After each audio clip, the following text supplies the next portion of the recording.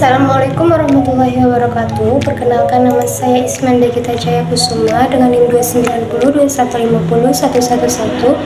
Saya dari Prodi Akuntansi Reguler Plus. Di sini saya akan membahas mengenai mata kuliah pengantar ekonomi makro dengan materi yaitu perekonomian dalam dua sektor. Analisis pendapatan nasional dalam perekonomian dua sektor. Keseimbangan ekonomi dua sektor. Yang pertama kita akan membahas mengenai hubungan antara konsumsi dan pendapatan. Yang kedua ada fungsi konsumsi dan fungsi tabungan, dan yang ketiga ada investasi dan fungsi investasi. Yang keempat ada keseimbangan perekonomian negara. Jadi di sini kita akan membahas mengenai 4 cakupan hal ini mengenai keseimbangan ekonomi dua sektor. Perekonomian dua sektor. Jadi yang dimaksud dengan perekonomian dua sektor itu adalah perekonomian yang terdiri dari sektor rumah tangga dan perusahaan, atau diasumsikan tidak terdapat kegiatan pemerintah maupun perdagangan luar negeri. Nah, jadi perekonomian dua sektor ini yaitu perekonomian yang terdiri dari sektor rumah tangga dan perusahaan. Selanjutnya ada diagram alir perekonomian dua sektor dari pasar barang dan jasa. Nanti barang dan jasa yang dibeli ini ke RT. RT ini sebagai konsumen. Lalu tenaga kerja dan modal ini dipasarkan, dan pasar ini menjadi faktor produksi. Dari pasar, faktor-faktor produksinya itu menuju RT lagi. RT-nya sebagai produsen. Nah, barang dan jasa yang dijual menuju pasar barang dan jasa. Sebaliknya, kalau misalnya dari RT, berarti ke pasar barang dan jasa ini melakukan sebuah pengeluaran. RT konsumen pengeluaran pada barang jasa, pasar barang dan jasa, lalu akan diterima oleh RT ini sebagai produsen. Upah, sewa, bunga, dan profit ini ada di pasar nantinya yang menjadi faktor produksi. Lalu kembali lagi ke RT sebagai pihak konsumen.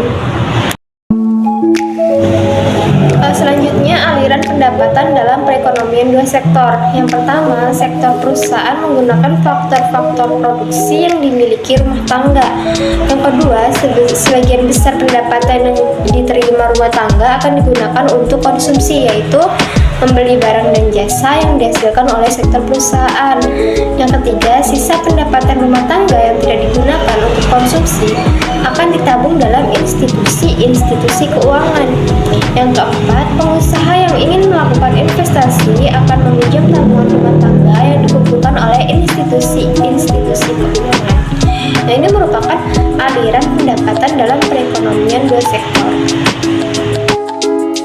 Lalu selanjutnya ada hubungan antara konsumsi dan pendapatan. Pendapatan rumah tangga itu adalah faktor terpenting untuk menentukan tingkat pengeluaran. Contohnya itu di tabel ya, di tabel yang selanjutnya. Nah, contohnya ini ada di pendapatan, konsumsi, dan tabungan.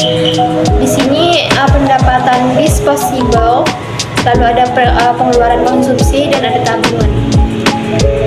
Ini tabungannya ini diperoleh dari mana? Tabungan ini diperoleh dari pendapatan disposable dikurangi pengeluaran konsumsi.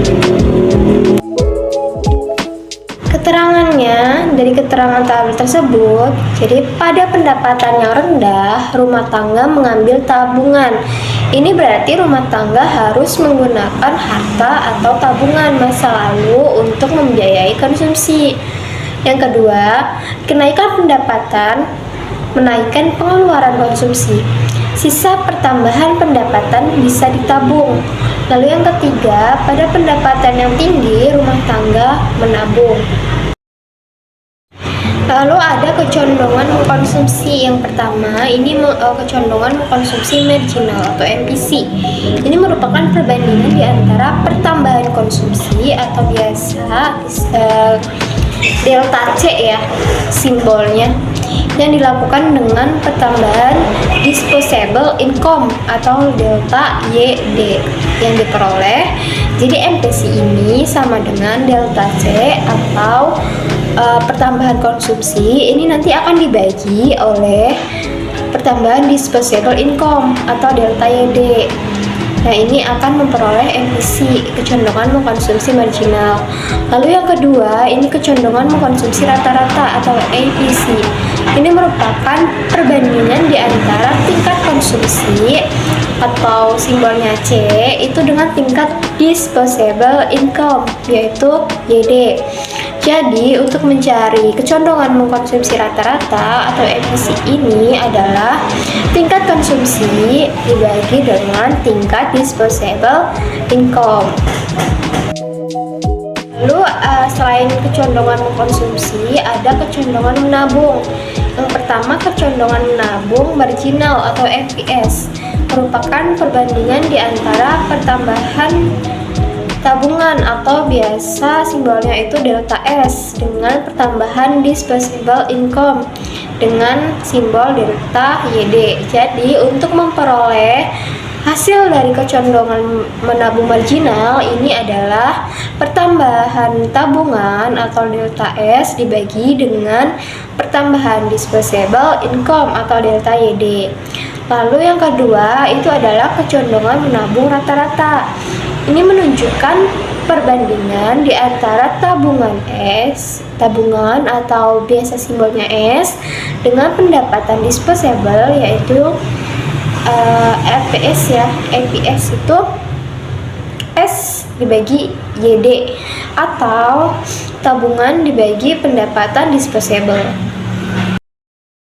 Selanjutnya ada fungsi konsumsi dan tabungan. Fungsi konsumsi yaitu suatu fungsi yang menggambarkan sifat hubungan antara tingkat konsumsi rumah tangga dalam perekonomian dengan pendapatan nasional atau pendapatan disposable.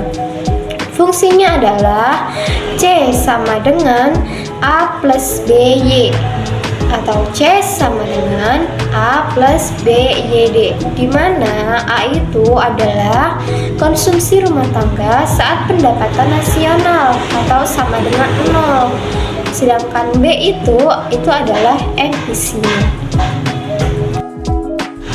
Selanjutnya ada fungsi tabungan.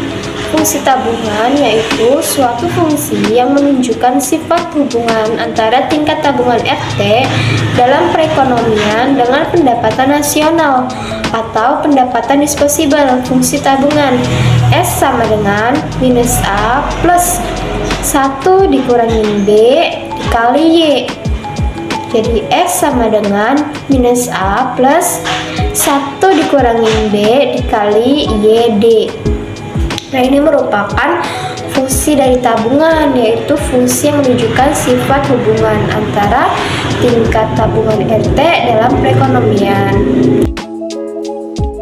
Selanjutnya ada investasi dan fungsi investasi. Yang pertama, ada pengertian investasi. Investasi ini sering dikenal dengan nama penanaman modal. Jadi, investasi merupakan komponen kedua yang menentukan pengeluaran agregat. Investasi merupakan pengeluaran atau pembelanjaan penanaman modal atau perusahaan untuk membeli barang-barang modal dan perlengkapan produksi untuk menambah kemampuan memproduksi barang dan jasa yang tersedia dalam perekonomian. Ini merupakan pengertian dari investasi. Investasi ini pengeluaran, pembelanjaan, penanaman modal atau perusahaan untuk membeli barang-barang perlengkapan produksi. Untuk apa? Untuk menambah kemampuan memproduksi suatu barang.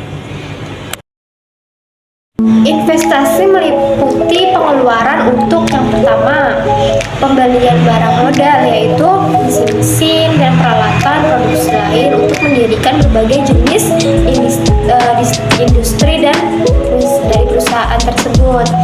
Lalu yang kedua, penggantian barang-barang modal yang telah didepresiasikan. Yang ketiga, pengeluaran untuk bangunan kantor, pabrik dan lain-lain. Ini itu bisa menggunakan investasi. Jadi investasi ini banyak sekali kegunaannya ya. Lalu 4, ini pertambahan nilai stok barang-barang yang belum terjual. Jadi jumlah investasi tersebut disebut investasi bruto, sedangkan investasi neto didapat dari investasi bruto dikurangi depresiasi. Lalu selanjutnya ada faktor penentu investasi. Nah, faktornya di sini ada 6 faktor apa saja. Yang pertama ada tingkat keuntungan yang diramalkan akan diperoleh. Yang kedua ada suku bunga. Yang ketiga ada ramalan mengenai keadaan ekonomi di masa depan. Yang keempat ada kemajuan teknologi. Yang kelima itu tingkat pendapatan nasional dan perubahannya. Lalu yang keenam ada keuntungan yang diperoleh perusahaan-perusahaan. Jadi keenam ini itu adalah faktor penentu investasi: tingkat keuntungan, suku bunga, ramalan, kemajuan teknologi, tingkat pendapatan nasional, dan keuntungan dari perusahaan. Ini merupakan faktor penentu dari investasi. Selanjutnya, yang kedua, fungsi investasi merupakan fungsi yang menunjukkan hubungan antara tingkat investasi dan tingkat pendapatan nasional. Yang pertama, fungsi investasi otonomi. Jadi fungsi investasi otonomi ini merupakan investasi yang besarnya tetap atau jenis investasi yang tidak terpengaruh dengan besarnya pendapatan. Jadi merupakan fungsi investasi dari otonomi, yaitu besarannya itu tetap dan tidak terpengaruh oleh besarnya sebuah pendapatan. Lalu yang kedua, selain fungsi investasi otonomi, juga ada namanya investasi terpengaruh. Nah, ini merupakan investasi yang besarnya dipengaruhi oleh besarnya pendapatan nasional. Semakin tinggi pendapatan nasional, maka otomatis akan semakin tinggi investasinya. Nah, ini merupakan pengertian dari investasi terpengaruh. Jadi fungsi investasi itu dibagi menjadi dua, yaitu yang pertama fungsi investasi otonomi yang tidak terpengaruh, yang besarannya itu tetap. Lalu yang kedua ada investasi terpengaruh, yaitu besarannya pasti dipengaruhi oleh besaran pendapatan. Semakin tinggi pendapatan, otomatis akan semakin tinggi pula investasinya. Nah, selanjutnya ada keseimbangan perekonomian negara.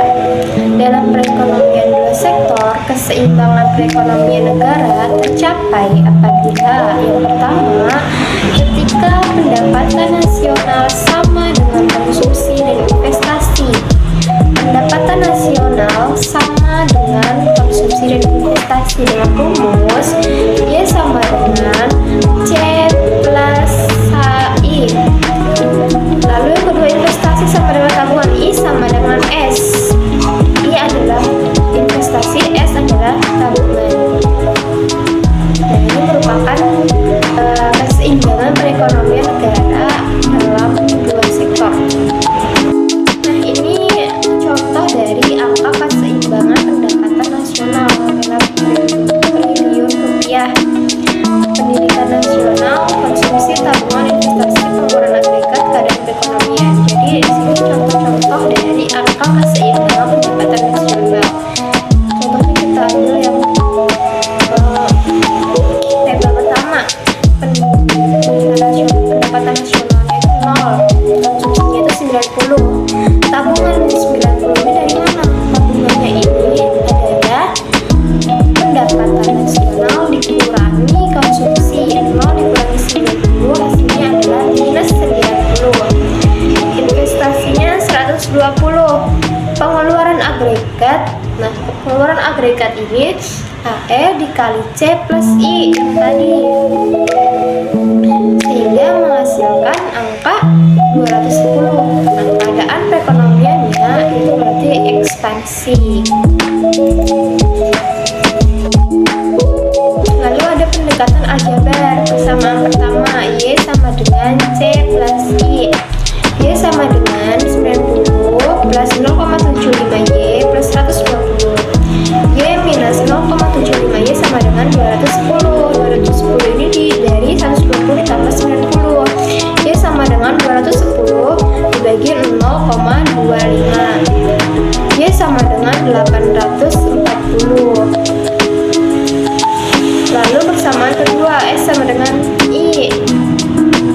90 tambah 0,25Y sama dengan 120. 0,25Y sama dengan 210. 210 ini dari 90